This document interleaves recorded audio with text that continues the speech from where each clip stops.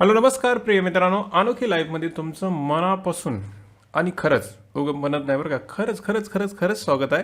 तर आपण काय केलं तर एक सिरीज सुरू केली होती पहा, की इथिक्स पेपर म्हणजे UPSCचा GS4 म्हणजे इथिक्स पेपर, मराठीमध्ये नैतिकता म्हणतात. याचं विश्लेषण करत होतो की पेपरमध्ये येते का, पेपर कशा प्रकारचा असतो, काय शब्द असतात वगैरे वगैरे गोष्टी. ठीक आहे, तर त्याच्यामध्ये आपण 2014 पाहिलं, त्याच्यानंतर 15 पाहिलं, तर आज पाहिजे 2016. म्हणजे 2016 या पेपरमध्ये, इथिक्सच्या पेपरमध्ये नेमकं काय आलं आहे याचं थोडंसं विश्लेषण करत चालायचं आहे.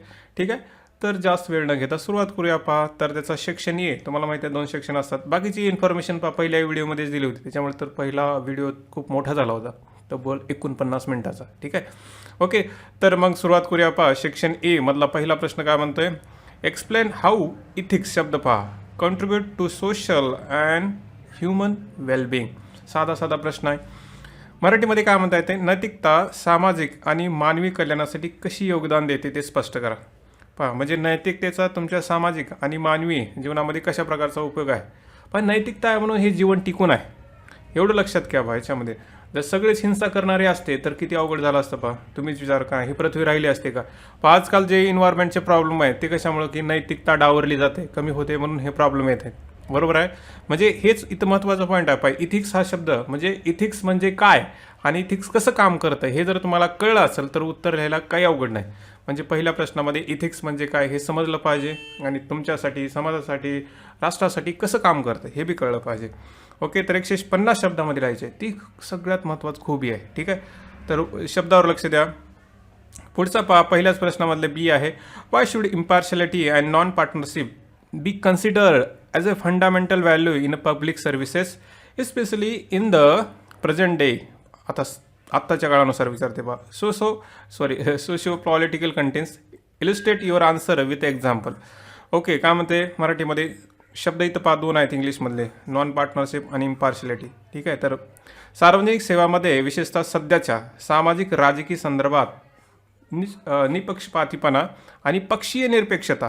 ठीक आहे ना, पक्षपात करायचं नाही, पक्षी निरपेक्षता ही मूलभूत मूल्ये का मानली जावी, तुमचे उदाहरणासहित स्पष्ट करा. पहा, म्हणजे उदाहरणासहित तुम्हाला सांगायचं. इथे शब्द काय पहा, इम्पार्शलिटी, निपक्षपातीपणा आणि पक्षीय निरपेक्षता. पहा, याच्यामध्ये बेसिक डिफरन्स कळला पाहिजे आहे ना, तेव्हाच तुम्हाला उत्तर लिहिता येतं, अन्यथा मग बाकीच्या गोष्टी काहीच कामाच्या नाहीत. आणि विशेष प्रश्न काय पहा, सध्याच्या काळानुसार आणि सध्याचे उदाहरणं बी द्यायला लागते तुम्हाला. ओके, तर 2 शब्द वरचं पहा, पहिला इथिक्स आणि इथले 2 शब्द. म्हणजे पहा, मी शिकवताना सुद्धा, क्लासमध्ये शिकवताना सुद्धा म्हणजे शब्दावर खूप फोकस असलं पाहिजे. काय विचारलं नेमकं, कसं विचारलं पहा आहे ना, त्याच्यानुसार मला कळलं पाहिजे. ठीक आहे, तर पुढे जाऊया हळूहळू छोट्या छोट्या गोष्टी सांगत सांगत. पुढचा प्रश्न काय म्हणतात दुसरा, what do understand by term आहे ना, गव्हर्नन्स, गुड गव्हर्नन्स आणि इथिकल गव्हर्नन्स. ठीक आहे, 3 शब्द आहेत त्याच्यामध्ये, शासन, सुशासन आणि नैतिक शासन. या शब्दाद्वारे तुम्हाला काय समजतं आहे ना, असं म्हणू का ढेकळं सगळं काही समजतं तुम्हाला. म्हणजे पहा, शासन शासन असतं, शासन कसं बी असू शकतं, पण सुशासन वेगळं आहे, त्याच्यातून नैतिक शासन वेगळं आहे. पहा, म्हणजे तुम्ही सगळ्यात बेस्ट शासन काय म्हटलं तर नैतिक शासन आहे. ठीक आहे, सुशासनपेक्षा नैतिक शासन, कारण नैतिक शासनामध्ये जर तुम्ही पाहिलात तर बऱ्याच अशा गोष्टी होतात जे विकासाच्या पुढे जातं आहे ना, तर तो भाग आहे. थोडक्यामध्ये काय, थोडंसं विचार करायचं, डोकं खाजवायचं की काय शासन, सुशासन, नैतिक शासनमध्ये काय फरक असतो. ठीक आहे, ओके. तर असा एक प्रश्न आहे पहा, साधा प्रश्न आहे, फक्त इथे एक्झाम्पल खूप महत्त्वाचे आहेत. एक्झाम्पल एक द्या, त्याला 3 बी म्हणजे कन्सिडर करा की याला शासन, याला सुशासन, याला नैतिक शासन म्हणतात. पहा, ठीक आहे. पुढचा प्रश्न पहा, discuss Mahatma Gandhi concept of 7 since. Mahatma गांधीच्या 7 पापांच्या संकल्पनाची चर्चा करा. ठीक आहे, तर हे महात्मा गांधी डायरेक्ट प्रश्न आहे. म्हणजे माहीत नसल्यास अवघड आहे असं म्हणता येईल, तरी पण पहा थोड्या गोष्टी लिहिता येतात.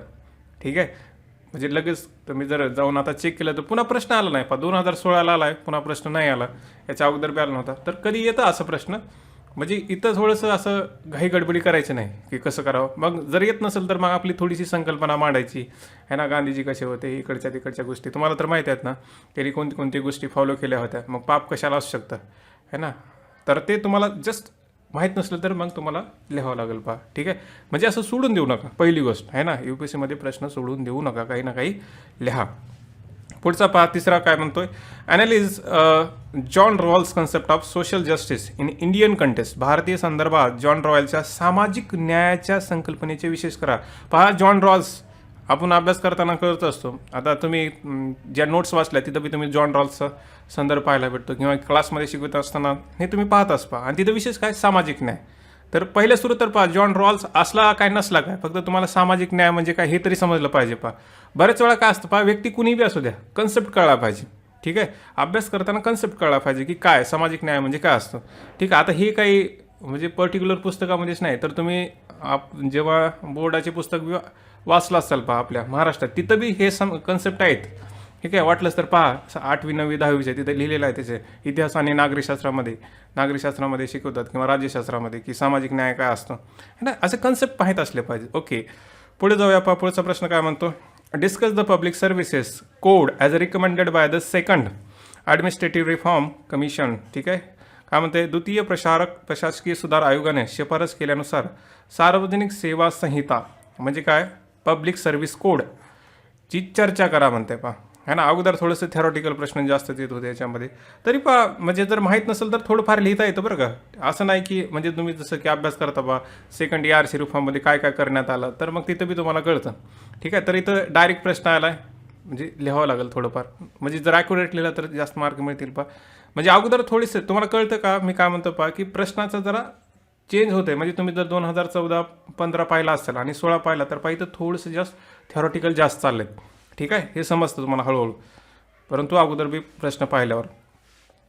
पहा याची PDF ना म्हणजे तुम्हाला बरेच वेळेस PDF विचारली जाते तर टेलिग्रामवर मिळते. पहा अनोखी लाईव्ह हे जे टेलिग्राम चॅनल आहे ना तिथं तुम्हाला म्हणजे इतर बी PDF मिळतात तर ते तुम्ही जॉईन करू शकता. त्याच्यानंतर पहा पुढचं पहा, corruption causes misuse of government treasury administrative inefficiency आणि obstruction in a path of national development discuss Kautilya's view. पहा इथे शब्द काय की करप्शन आहे ना, भ्रष्टाचार तर हा टॉपिकच आहे आपला अभ्यास करायला. तुम्हाला भ्रष्टाचार म्हणजे हे काय कळलं पाहिजे है ना, कौटिल्यचे त्याच्यावर विशेष विचार आहेत.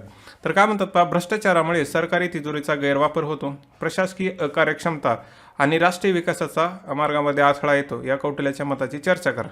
पहा एखादा व्यक्ती जर तुम्ही पाहिलात तर जसं की एखाद्या DM कडे पैसा आहे पहा, तर त्यानं जर भ्रष्टाचार केला तर पहा जी योजना लागू पडायची आहे त्याच्यामध्ये योजना लागू पडत नाही. मग कुणी काही विचारलं की इकडचे तिकडे कारणं सांगणार आहे ना, मग ती कारणं आता एखादी योजना म्हणजे गावापास्तोर करायची होती, गाव लेवलला म्हणजे ग्राउंड लेवलला पोहोचणारच नाही ना भ्रष्टाचार केल्यामुळे. काहीतरी नावासाठी दावतील की खड्डा खाणला होता, खड्डा खाणला होता, बरं ठीक आहे, विहीर खोदली का नाही, असं तुम्ही पिक्चर बी पाहता बऱ्याच वेळा. म्हणजे अशा बऱ्याच गोष्टी असतात पहा की नुसतं भ्रष्टाचारामुळे काय तरी एक सायकल जर म्हणजे तिथं जर क्लिक झाला तर सगळीच बिघडते है ना. जसं आपण जर मेन स्टोन जर बाजूला काढला तर सगळंच ढासाळतं. तर तसंच आहे पहा, तुम्ही कुठलंही उदाहरण घेऊ शकता, एखादी स्कीम घ्या किंवा शहरातल्या सुधारणा घ्या किंवा कुठल्या एखादी योजना घ्या जिथं भ्रष्टाचार चालतो, किंवा तुम्ही तहसीलमधलं बी घेऊ शकता. ठीक आहे, तर तसं बी तुम्ही करू शकता. ओके, पुढे जाऊया. पहा, how could social influence and persuasion contribute to success of Swachh Bharat अभियान है ना. 2016ला ते अभियान आलं होतं म्हणून ते प्रश्न विचारला. पहा, स्वच्छ भारत अभियानच्या यशात सामाजिक प्रभाव आणि मन वळवणे पर्च्युएशन या बाबी कशा प्रकारे हातभार लावू शकतात.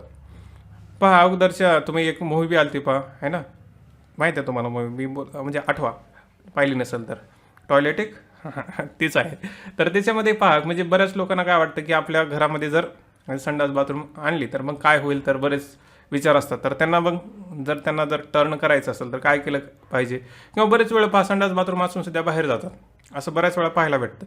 मग याला जर प्रभावित करायचं असेल तर काय सामाजिक प्रभाव आणि मन वळवणे. समाज जर बोलू लागला की अरे बघा असं म्हणजे, किंवा स्त्रिया बी जर बोलू लागल्या तर तोही भाग येतो, किंवा ॲडव्हर्टाईज येत होत्या पहा जहा सोच वहा शौचालय है ना. तर तशा गोष्टी आहेत त्याच्यामध्ये, तर ते कसा हातभार लावू शकतो. ओके, पुढचा प्रश्न पहा, लॉ आणि इथिक्स 2 शब्द आहेत पहा, खूप महत्त्वाचे. Are consider to be tool of controlling human conduct so as to make it conducive to civilize the social existence. कायदा आणि नैतिकता शब्द पहा, कायदा आणि नैतिकता ही मानवी वर्तणूक नियंत्रण करण्यासाठी, शब्द काय, मानवी वर्तणूक नियंत्रण करण्यासाठी 2 साधने मांडली जातात जेणेकरून ते सभ्य समाजाच्या अस्तित्वासाठी अनुकूल होईल. बरोबर आहे ना. पहा कधी कधी काय नैतिकताच कामाला येते, परंतु काही लोकांना कळत नाही म्हणून कायदा बी लागतो है ना. म्हणजे जसं उदाहरणामध्ये पहा की कोणाला सांगितलं की चोरी केल्यानंतर शिक्षा मिळते. ठीक आहे, काही लोक चोरी करतच नाहीत कारण ती नैतिकता आहे. परंतु काही लोकांना वाटलं की चोरी केल्यानंतर आम्हाला काही मिळत नाही, मग चोऱ्या करतील. परंतु जर शिक्षा मिळत असेल तर मग त्यांना वाटतं की यार आपण केलं तर आपला जेलमध्ये जावं लागेल किंवा असं होईल. तर त्याच्यामुळे काय होतं पहा की मानवी वर्तनाचं नियंत्रण होतं. किंवा तुम्ही दुसरं बी घ्या बऱ्याच वेळा की एखादा भ्रष्टाचार असेल आहे ना, तर ती बी गोष्ट पहा. भ्रष्टाचार आपण जर सापडलो तर आपली नोकरी जाऊ शकते. किंवा तुम्ही एखादा डॉक्टर म्हणा, एखादा इंजिनियर म्हणा, कुठलंही म्हणू शकता पहा. असं काही एक उदाहरण आहे, तुमच्या रोजच्या जीवनातलं बी घेऊ शकता है ना. तर तो भाग महत्त्वाचा आहे याच्यामध्ये. कारण लॉ आणि इथिक्स कसं काम करतं हे माहीत असतं. लॉ आणि इथिक्स. आता याच्यामध्ये पुढे त्यांनी 2 प्रश्न विचारलेत पहा याच्यामध्ये. ते काय म्हणतात की ते उद्दिष्ट कसे साध्य करता येईल है ना, म्हणजे हे सभ्य समाज आणण्यासाठी कसं उद्दिष्ट साध्य करता येईल.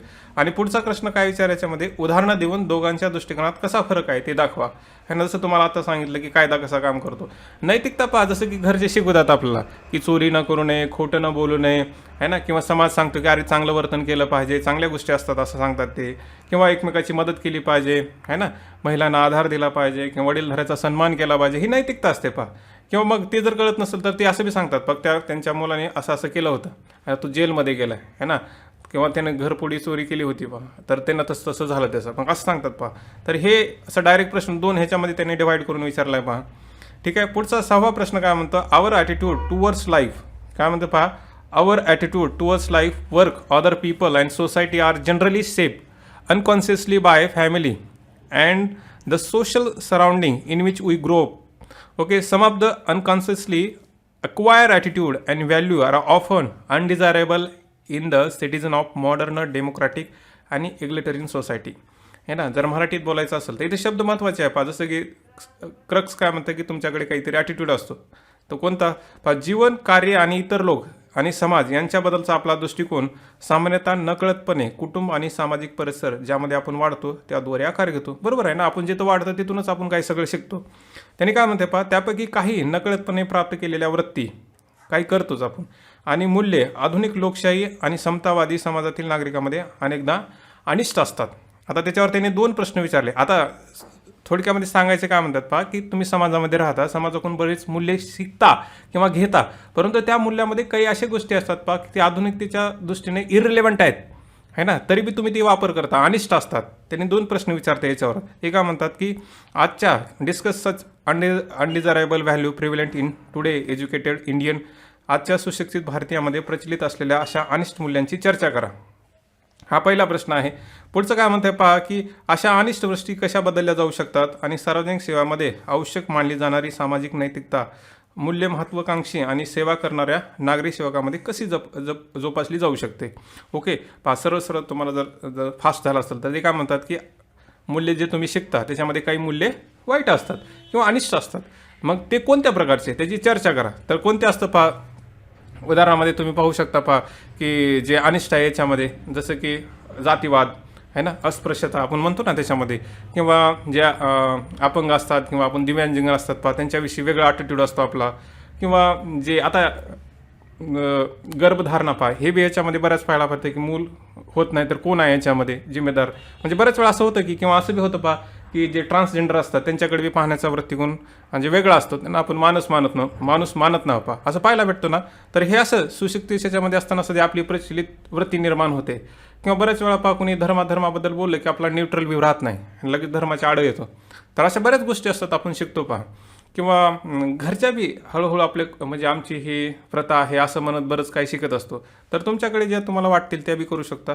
आणि पुढचा प्रश्न काय म्हणता पहा त्याच्यामध्ये, की अशा अनिष्ट वृत्ती कशा बदलल्या जाऊ शकतात, म्हणजे जसा हा ॲटिट्यूड आहे तर कसा बदलला जाऊ शकतो. आणि सार्वजनिक सेवामध्ये आवश्यक मानली जाणारी सामाजिक नैतिक मूल्ये महत्त्वाकांक्षी आणि सेवा करणाऱ्या नागरिक सेवकामध्ये कशी, म्हणजे जे नागरिक म्हणजे सिव्हिल सर्वंट जे काम करतात त्यांच्यामध्ये कशी जोपासली जाऊ शकते. पहा, क्वेश्चन अंडरस्टँड करणं खूप महत्त्वाचं ठरतं बरं का. ठीक आहे. आता एकदा वाचलं की तुम्हाला कळतं, परंतु 2दा-3दा वाचलं की जास्त कळतं. ओके, तर हे म्हणतात की त्यांच्यामध्ये कशी जोपासली जाऊ शकते है ना. आता यासाठी काय केलं जातं पहा, त्याच्यामुळे तर आपली 11 महिन्याची किंवा हे पुढे जिथं ज्या टप्प्यामध्ये जातात तिथे ते ट्रेनिंग केली जाते. किंवा बऱ्याच वेळा तुम्ही त्यांना मोटिवेशन करून किंवा बऱ्याच म्हणजे आपण म्हणतो ना इव्हेंट करून त्यांच्यामध्ये बऱ्याच गोष्टी सांगितल्या जातात. किंवा मग इथं तुम्ही विरुद्ध गोष्टी बी सांगू शकता. विरुद्ध म्हणजे कसं, उदाहरणामध्ये पहा शिक्षेच्या माध्यमातून किंवा इतर गोष्टीच्या माध्यमातून बी करू शकता. ठीक आहे. तर असं तुम्ही बऱ्याच गोष्टी सांगू शकता.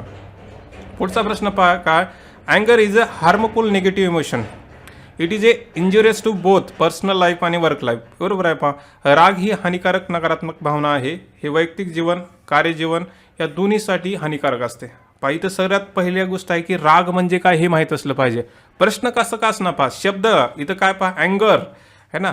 शिकवताना पहा किंवा तुम्ही अभ्यास करताना सुद्धा पहा, फक्त शब्द काय, अँगर, पहिल्या सुरू त्याची अंडरस्टँडिंग की राग काय असतो, त्याच्यानंतर याचा इफेक्ट काय होतो हे कळलं पाहिजे. तर इथं हानिकारक भावना असते असं म्हणते पहा, आणि ती दोन्हीसाठी हानिकारक असते. त्यांनी काय म्हणतात पहा की हा जो राग आहे, ही नकारात्मक भावना किंवा अनिष्ट वर्तन या रागामुळे कसे होते यावर चर्चा करा, है ना. हा पहिला प्रश्न आहे. त्याच्यानंतर ते म्हणतात की हा रागाला कसे व्यवस्थापित किंवा नियंत्रित केले जाऊ शकते, है ना. आता बरेच लोक सांगतात की काउंट डाऊन करा किंवा दीर्घ श्वास घ्या, पुढे काही बोलण्याच्या अगोदर स्टॉप करा, असं बरंच काही सांगितलं जातं. किंवा म्हणजे थोडंसं बायस न होता, है ना, म्हणजे असं बऱ्याच वेळा असं बी सांगितलं जातं की तुम्ही योगा करा, है ना, बरंच सांगतात अशा गोष्टी. म्हणजे तुम्ही कसं करता पहा, ते तुम्ही सांगू शकता की कसं नियंत्रित केलं जाऊ शकतं. आता इथं पहा की कुठलं म्हणजे एक्सटर्नल गोष्टी करता येत नाही त्याला, कारण जेव्हा राग येतो तो व्यक्ती राहतच नाही त्याच्यामध्ये, कारण त्याची जी कॉन्शियसनेस असते ती कुठं तर सरकते बाजूला. त्याच्यामुळे त्यालाच कळलं पाहिजे की आपण काय करतो. बाकीच्यांना आपण किती बी सांगितलं तर काही फरक पडत नाही पहा, है ना. बऱ्याच वेळा आपण सांगण्याचा प्रयत्न, अरे राग नको करू, राग नको करू, है ना, लगेच असं म्हणतात लोक पहा त्याच्यामध्ये, है ना. येणं असं केलं, राग नको करू, म्हणजे तुम्हाला कळलं पाहिजे की नियंत्रण तो व्यक्ती करू शकतो. मग त्यालाच करावं लागेल की काय काय करता येईल याच्यामध्ये. तर तुम्ही सांगा इथं कसं कसं करता येईल तुम्हाला. ओके, पुढचा प्रश्न आहे पहा. Max Weber said that it is not wise to apply to public administration the sort of moral and ethical norm we apply to matter of personal conscience. It is important to realize that the state bureaucracy might possesses its own independent bureaucratic morality. Critically analyse this statement. Max वेबरचं काय म्हणते पहा मराठीमध्ये, सार्वजनिक प्रशासनाला आपण वैयक्तिक विवेकाच्या बाबीवर लागू केलेले नैतिक नियम लागू करणे शहाणपणाचे नाही.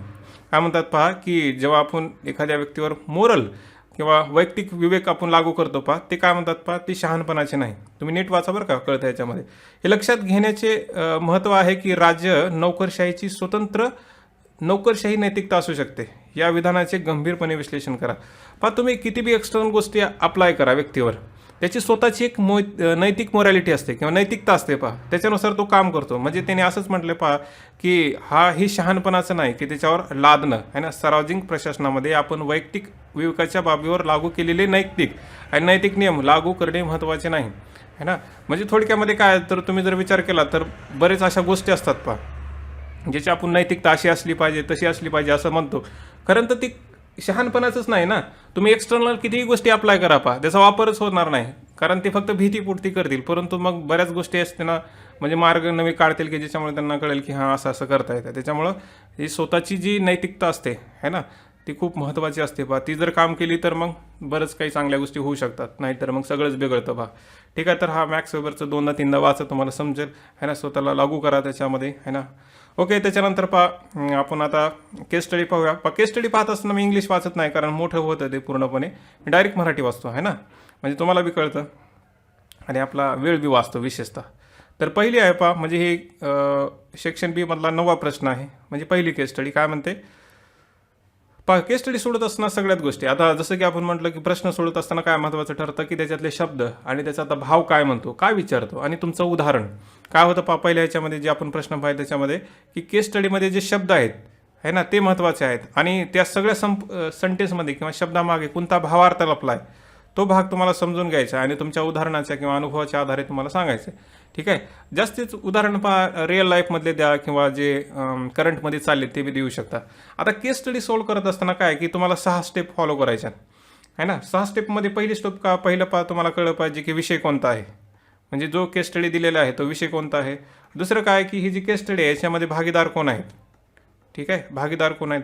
तिसरं काय की या भागीदार जे लोक आहेत ना त्याच्यामध्ये नैतिक समस्या कोणत्या आहेत, आहे ना. समस्या पहा, मी लिहित नाही पण तुम्ही समजून घ्या. समस्या किंवा दुविधा कोणत्या आहे त्याच्यामध्ये.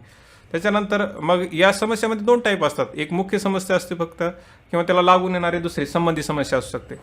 ठीक आहे, त्याच्यानंतर चौथा काय भाग आहे की ही जी काही समस्या आहे त्याची वस्तुस्थिती पाहणे, म्हणजे फॅक्ट्स पाहणे, है ना. वस्तुस्थिती पाहणे की पुरावा, तथ्य, कुठली बाबी आहे का, किंवा भागीदाराची मागणी काय, हे चौथ्या स्टेपमध्ये येतं.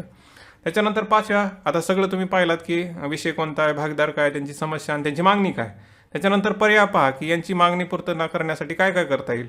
मग हे करत असताना पहा की उपलब्ध पर्यायामध्ये, म्हणजे केस स्टडीमध्ये शॉर्टमध्ये आहे का लॉंग टर्ममध्ये तुम्हाला उपाय करायचे आहेत किंवा दोन्ही बी करायचे आहेत.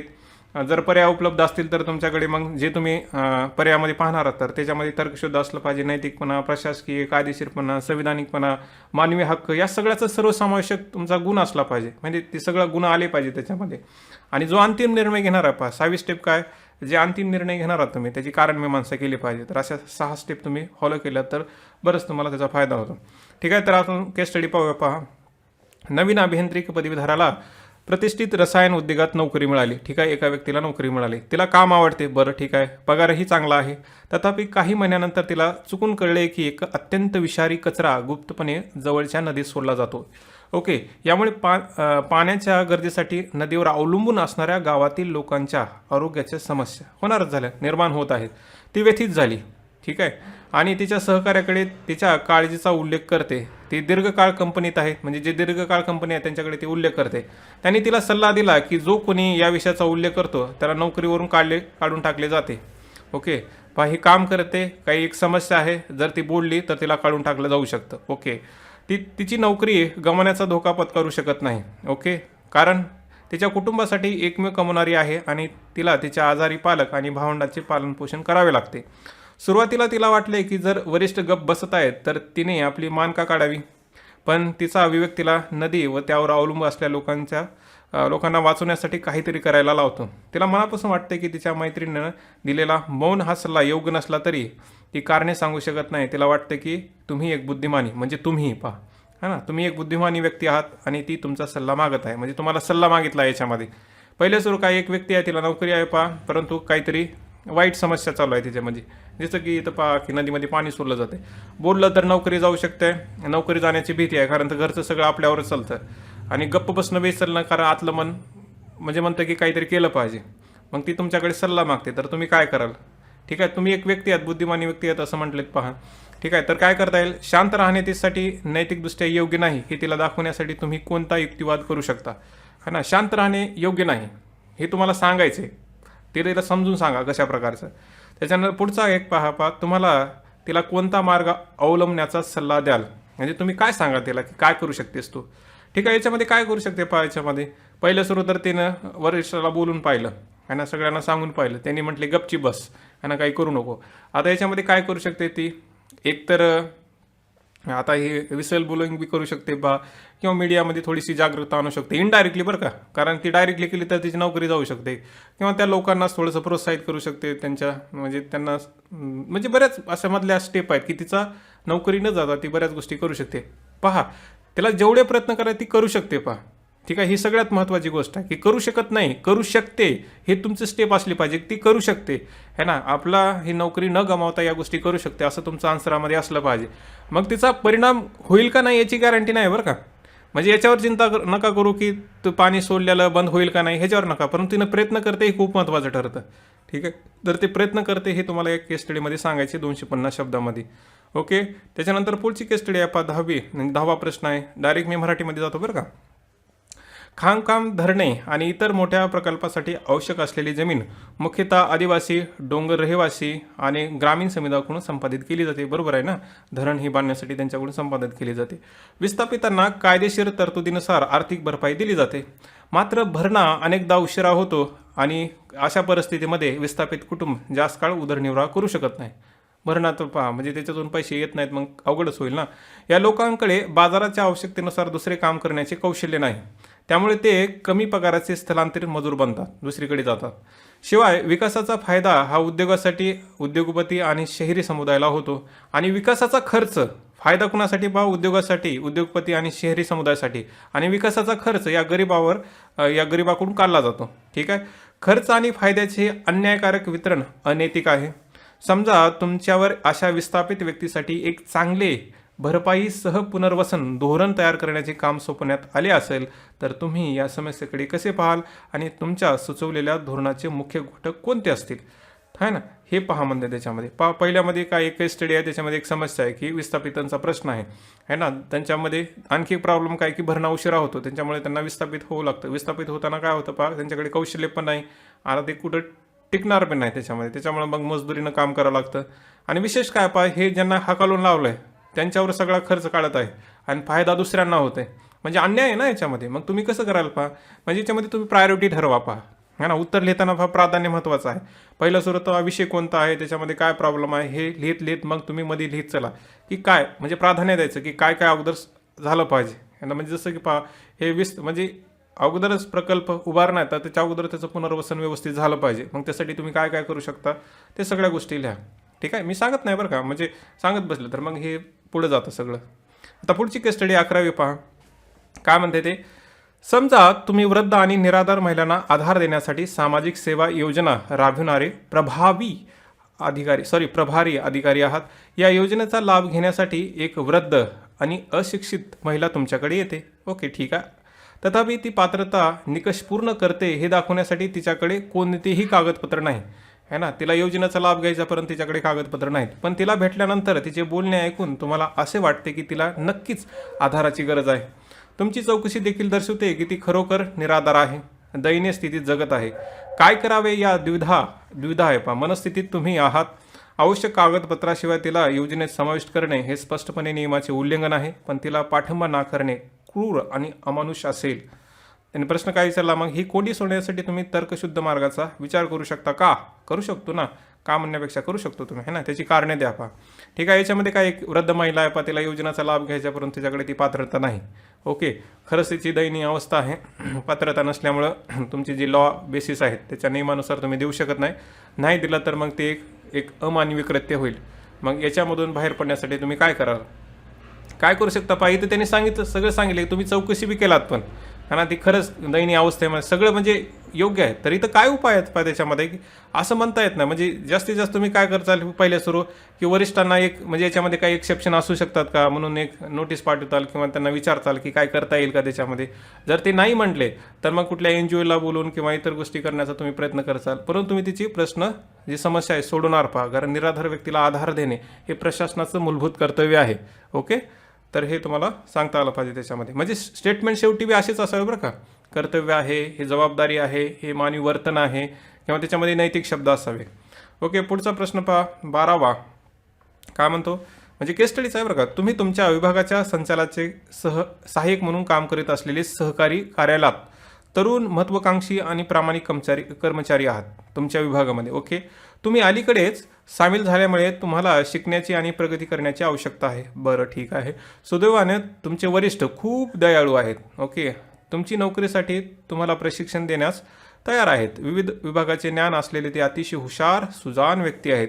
थोडक्यात तुम्ही तुमच्या बॉसचा आदर करता, त्यांच्याकडे खूप शिकण्याची अपेक्षा करता.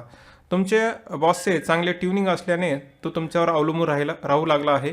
एके दिवशी प्रकृती अस्वस्थामुळे त्याने काही तातडीचे काम आटपून तुम्हाला त्याच्या घरी बोलवले. ओके, म्हणजे सगळं काही योग्य चालले पहा त्याच्यामध्ये. तुम्हाला घरी आमंत्रित केले. तुम्ही त्याच्या घरी पोहोचलात आणि बेल वाजण्याआधीच तुम्हाला ओरडण्याचा आवाज आला. तुम्ही थोड्या वेळात थांबलास. घरात प्रवेश केल्यानंतर बॉसने तुम्हाला नमस्कार केला, काम समजावून सांगितलं, पण एका महिलेच्या रडण्याने तुम्ही सतत व्याकुळ झालास. शेवटी तुम्ही बॉसकडे चौकशी केली पण त्यांच्या उत्तराने तुमचे समाधान झाले नाही. दुसऱ्या दिवशी ऑफिसमध्ये अधिक चौकशी करायला भाग पाडला. म्हणजे तुम्हाला वाटलं की करावं म्हणून, आणि कळलं की बायकोसोबत घरात त्याचं वागणं खूप वाईट आहे. पत्नीलाही तो मारहाण करतो. त्याची पत्नी फारशी शिकलेली नाही आणि पतीच्या तुलनेत ती एक साधी स्त्री आहे. तुमचा बॉस ऑफिसमधला चांगला माणूस असला तरी तो घरात घरगुती हिंसाचार गुंतलेला असतो. अशा परिस्थितीत तुमच्याकडे खालील पर्याय शिल्लक आहेत. प्रत्येक पर्यायाचे त्यांच्या परिणामासह विश्लेषण करा. म्हणजे जे पर्याय आहेत त्याचे विश्लेषण करायचे पहा. योग्य आहे, अयोग्य आहे, कसं आहे. ठीक आहे, फक्त त्याबद्दल विचार करण्याचे सोडून द्या. म्हणजे हा जो काही घटना आहे त्याच्याबद्दल विचार करायला सोडून द्या, कारण ती वैयक्तिक बाब आहे म्हणून. म्हणजे वैयक्तिक बाब आहे म्हणून ही गोष्टी सोडून द्या. पहिली गोष्ट, जर असं सोडून दिलात तर काय होईल, म्हणजे उत्तर कसं लिहायचं पहा. जर तुम्ही असं सोडून दिलात तर काय होईल, त्याचं पॉझिटिव्ह आणि निगेटिव्ह. जर पॉझिटिव्ह काय होईल की तुम्ही नोकरी किंवा अशा गोष्टीमध्ये तुम्ही झंझटमध्ये नाही पडणार किंवा तुम्ही बॉसचं जे काय मन राखणार त्याच्यामध्ये. निगेटिव्ह काय होऊ शकतो पहा, त्या व्यक्तीवर अन्याय होत आहे आणि तुमचे कर्तव्य आहे की एक जबाबदार नागरिक म्हणून व्यक्तीला मदत केली पाहिजे, असं बरंच होऊ शकतं. किंवा तुमचा जे काय आतलं मन आहे ते खाऊ शकतं. कळतं ना तुम्हाला माझी भाषा. ओके, त्याच्यानंतर पुढचं पहा, योग्य प्राधिकरणाकडे या केसची माहिती द्या. म्हणजे वरिष्ठाकडे सांगा किंवा जे काही ट्रिब्युनल आहे किंवा जे वरचं आहे त्याला काहीतरी सांगा, माहिती द्या. आता हे दिल्यानं काय होतं, याचा परिणाम लिहायचे तुम्हाला आणि त्यांनी परिणाम विश्लेषण करा म्हणतात पहा. यांना तुम्हाला सांगावं लागेल याचं पॉझिटिव्ह निगेटिव्ह जे काय सांगता येईल. त्याच्यानंतर पुढचं काय, या परिस्थितीकडे तुमचा स्वतःचा नवीन दृष्टिकोन कसा, म्हणजे हे तुम्ही स्वतः कसं सोडवाल हे तुम्ही सांगा बरं का. जसं की समजावून किंवा एखादी ॲक्टिव्हिटी करून या सगळ्या गोष्टी तुम्ही करून सांगू शकता. तुमची ॲक्टिव्हिटी पहा की काही नवीन दृष्टिकोनातून सरला समजून सांगण्याचा प्रयत्न कराल का. ओके, तर हा एक याच्यामध्ये भाग आहे. त्याच्यानंतर 13वा प्रश्न आहे पहा पुढचा, म्हणजे पुढची केस स्टडी आहे. ABC LTD ही एक मोठी आंतरराष्ट्रीय कंपनी आहे ज्यामध्ये मोठ्या प्रमाणात भागीदारांच्या आधारे विविध व्यवसाय क्रियाकलाप करत आहेत. कंपनी सतत रोजगार निर्माण करत आहे. कंपनीने तिचा विस्तार विविधीकरण कार्यक्रमात विकासपुरी येथे एक नवीन प्लांट स्थापन करण्याचा निर्णय घेतला. ठीक आहे, कंपनी चांगलं काम करते आणि नवीन करायचा प्रयत्न करते. ओके, ठीक आहे. जो अविकसित आहे, ठीक आहे, अविकसित ठिकाणी विकास करण्याचा प्रयत्न करते. नवीन प्लांट ऊर्जा कार्यक्षम तंत्रज्ञान वापरण्यासाठी डिझाईन केले आहे ज्यामुळे कंपनीला उत्पादन खर्च 20% वाचण्यास मदत होईल. ठीक आहे, नवीन डिझाईन म्हणजे चांगले डिझाईन तयार केले आणि त्याच्यामध्ये खर्च बी कमी लागणार आहे. ठीक आहे, चांगली गोष्ट आहे. पुढे काय पहा, अशा विकसित प्रदेशांचा विकास करण्यासाठी गुंतवणूक आकर्षित करण्याच्या सरकारी धोरणाच्या कंपनीना निर्णय योग्य आहे. म्हणजे सरकार बी याला प्रोत्साहन देतं. अविकसित भागात गुंतवणूक करणाऱ्या कंपनीसाठी सरकारने 5 वर्षासाठी कर सूट ही जाहीर केली आहे. ठीक आहे, म्हणजे याच्यावर कर बी दिला जाणार लागायची म्हणजे गरज नाही. तथापि जो शांत भाग आहे येथे नवीन वनस्पती विकासपुरी प्रदेशातील रहिवाशांसाठी अराजकता आणू शकतात. म्हणजे आता पहा, हा प्रोजेक्ट त्यांनी आणला तर असं म्हणतात की या विकासपूर्वी प्रदेशामध्ये म्हणजे अराजकता आहे ना, थोडीशी अशांतता निर्माण होऊ शकते है ना, असं वाटतं लोकांना. नवीन प्लांटमुळे राहणीमानाचा खर्च वाढू शकतो असं बी लोकांना वाटतं. किंवा विदेशी या प्रदेशात स्थलांतरित होऊ शकतात. सामाजिक आर्थिक किंवा व्यवस्था बिघडू शकतात. म्हणजे एवढे परिणाम होऊ शकतात असं ते म्हणते बरं का.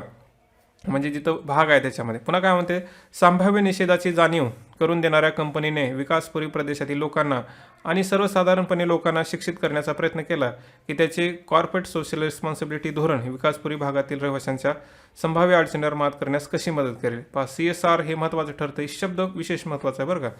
तर असे असताना विरोध सुरू झाला है ना. ते काम करण्याचा प्रयत्न करतात पण विरोध सुरू झाला. काही रहिवाशांनी सरकारसमोर केलेल्या त्यांच्या याचिकेवर कोणताही परिणाम झाल्याने न्यायव्यवस्थेकडे जाण्याचा निर्णय घेतला. म्हणजे हे लोक अगोदर सरकारकडे गेले, सरकार ऐकलं नाही, पुन्हा न्यायव्यवस्थेकडे गेलेले आहेत. पहा, आता या प्रकरणामध्ये ते प्रश्न काय विचारतात, समस्या ओळखा आणि कंपनीचे ध्येय पूर्ण करण्यासाठी आणि रहिवाशाची चिंता दूर करण्यासाठी कोणते उपाय सुचवाल. पहा, नो डाऊट पहा, असे प्रकल्प खूप चांगले असतात है ना. त्याच्यामुळे फक्त इथं काय पहा, जसं की पर्स्युएशन मेथड आहे ना, एक प्रश्न बी आला होता पहा, किंवा काही प्रभावाच्या किंवा काही चांगल्या गोष्टीच्या मार्गानं पहा, हे दोघांचं बी हे ध्येय गाठण्यासाठी मदत करत. तुम्हाला फक्त मिडल मार्ग सांगायचे की काय काय करता येईल. पहिल्या सुरुवात समस्या ओळखायच्या याच्यामध्ये. काय सुरुवातीला पहा की कोणती केस स्टडी आहे, त्याच्यामध्ये काय भागीदार आहेत, काय समस्या आहेत, त्यांच्या काय मागणी आहेत आणि काय काय करता येईल हे परत करत उत्तर लिहायचे तुम्हाला. ओके, शेवटची केस स्टडी आहे पहा 2016 या पेपरमधली. काय म्हणते, सरस्वती अमेरिकेतील यशस्वी IT व्यावसायिक होत्या है ना. देशासाठी काहीतरी करण्याचा देशभक्तीच्या भावनेने प्रेरित होऊन ते भारतात परतली. ओके, सरस्वती भारतामध्ये आली. इतर काही समविचारी मित्रासोबत तिने काय केलं, एक गरीब ग्रामीण समाजासाठी शाळा बांधण्यासाठी NGOची स्थापना केली. बरं, नाममात्र दरात उत्तम दर्जाचे आधुनिक शिक्षण देणे हा शाळेचा उद्देश होता. तिला लवकरच कळले की तिला अनेक सरकारी संस्थांकडून परवानगी घ्यावी लागेल. ओके, ठीक आहे. नियम आणि कार्यपद्धती खूपच गोंधळात टाकणारे आहेत आणि अवजड आहेत. अवजड म्हणजे पहा, म्हणजे जास्त किचकट आहेत. विलंब आणि अधिकाऱ्याची उद्धट वृत्ती आणि लाचची सतत मागणी, लाच द्या आहे ना, पैसे द्यायची सतत मागणी, यामुळे तिला सर्वात जास्त निराश केले. तिचा अनुभव आणि तिच्यासारख्या इतर अनेकाच्या अनुभवामुळे लोकांना सामाजिक सेवा प्रकल्प हाती घेण्यापासून प्रवृत्त केले आहे. म्हणजे या लोकांच्या किंवा या प्रशासनाच्या या सगळ्या खेळीमुळे काय तर लोक हातामध्ये प्रकल्प घेत नाहीत. पुढे काय म्हणतात पहा, स्वयंसेवी सामाजिक कार्यावर सरकारी नियंत्रणाची मोजमाप आवश्यक आहे है ना. खरंच NGOचे नियंत्रण आवश्यक आहे, परंतु त्याचा वापर जबरदस्तीने भ्रष्ट पद्धतीने करू नये. योग्य नियंत्रण बरोबर प्रामाणिक NGOचे प्रयत्न हाणून पाडले जात नाहीत याची खात्री करण्यासाठी तुम्ही कोणते उपाय सुचवू शकता. ठीक आहे पहा, हा जो प्रश्न जर तुम्ही पाहिला त्याच्यामध्ये सुरुवातीपासून जर तुम्ही पाहिला तर काय म्हणते ह्या प्रश्नामध्ये की एक व्यक्ती आहे पहा, अमेरिकेतून भारतामध्ये आले, तिला वाटते की गरिबासाठी शाळा आधुनिकतेच्या दृष्टीनातून शिक्षण द्यावं असं तिला वाटते. परंतु ती शाळा करण्यासाठी तिला विविध है ना म्हणजे विभागामध्ये जाऊन परवानगी घ्यावी लागते. ठीक आहे, ती घेईल पण, परंतु तिथं गेल्यात ते वेळ खाण्या किचकट आहेत, लाच द्यावी लागते, याच्यामुळे तिला निराशा झालेली आहे पहा. मग अशा वेळी है ना अशा लोकांना सपोर्ट करण्यासाठी आणि त्याच प्रकारे म्हणजे ही जी भ्रष्ट व्यवस्था आहे याला कमी करण्यासाठी तुम्ही काय करता येईल ते काय म्हणतात. प्रश्न काय याच्यामध्ये, योग्य नियंत्रण बरोबर प्रामाणिक NGOचे प्रयत्न हाणून पाडले जात नाही याची खात्री करण्यासाठी तुम्ही काय करू शकता है ना. म्हणजे हा NGO आहे तो बी चालला पाहिजे आणि मग हे हे लोकांचा आहे ना मधला जो काय मिडल कारभार आहे तो बी म्हणजे कमी झाला पाहिजे. यासाठी तुम्ही काय करू शकता है ना. आता काय करू शकता, जास्तीत जास्त कायदे किंवा प्रशासनामध्ये सुधार झाल्या पाहिजेत असं तुम्ही म्हणू शकता. उत्तरं माहीत असतात पहा, फक्त त्याला काय की व्यवस्थित लिहिलं पाहिजे, हे महत्त्वाचं आहे.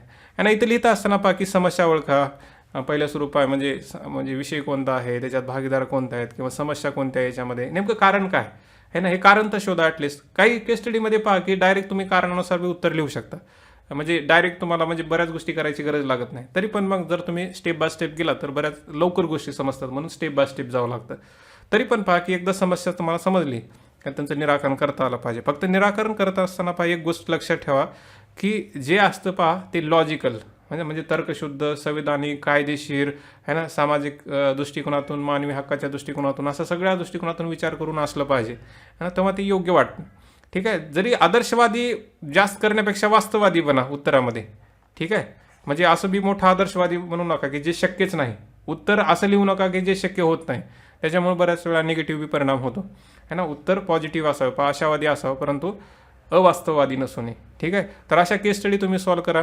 त्याच्यानंतर म्हणजे पहिले जे क्वेश्चन आहे त्याच्यामध्ये व्यवस्थित जर अभ्यास केला तर पहा पेपर थोडंसं थेरॉटिकल होता ह्या बरीच है ना. म्हणजे थेरीच्या प्रश्नामध्ये म्हणजे थेरॉटिकल तर असतंच. तुम्ही म्हणताल की सर हा कसा भाग आहे, म्हणजे कसं की स्टॅटिक पार्श्वर विचारलेला थोडासा भाग, म्हणजे पोर्शन जो असतो ना, जो स्थिर भाग असतो, जरा अभ्यासक्रमाचा भाग आहे. तरी पण हे असे 2-3च प्रश्न होते. बाकीचे तर सगळे नॉर्मल, जसं की अतरंगी असतं, त्यांना राग म्हणजे काय, हे म्हणजे काय, ते म्हणजे काय असं विचारतात ना त्याच्यामध्ये.